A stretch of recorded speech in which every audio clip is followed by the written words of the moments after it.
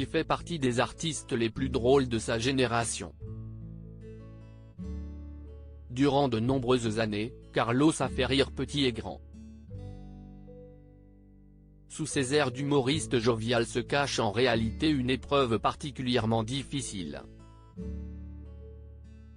En effet, le 1er avril 2023, l'émission 20h30 le samedi a consacré un reportage à l'artiste.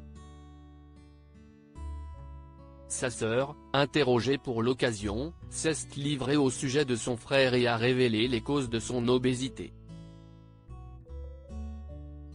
En effet, durant son enfance, Carlos va être victime d'un accident qui va bouleverser sa vie.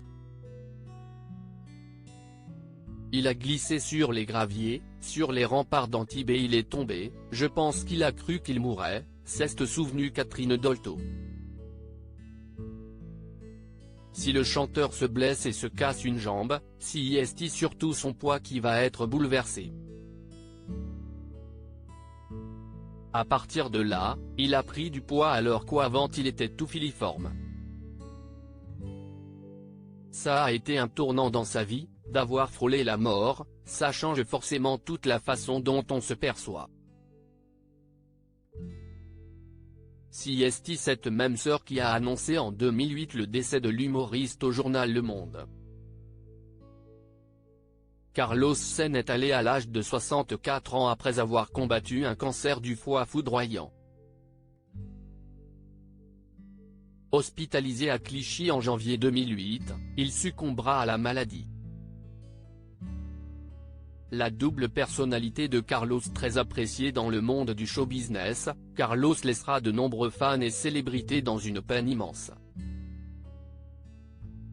Mais sous ses airs de joyeux luron, sa sœur insiste sur un point, l'humoriste avait une double personnalité. Il y avait le Carlos léger, drôle, avec un humour extraordinaire. Et puis, il y avait un homme très profond, beaucoup plus intelligent que ce que tout le monde croit, confie-t-elle à France 2.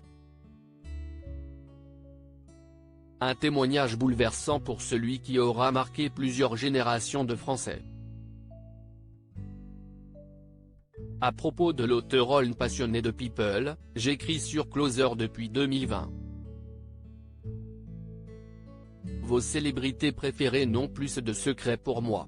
Ces derniers articles et Charles III, c'était ça le code, Gilles Boulot lève le voile sur un geste étonnant des gardes. Hauts-de-Seine, une simple querelle à la caisse d'un supermarché débouche sur un terrible drame et Didier Deschamps, manipulateur, menteur.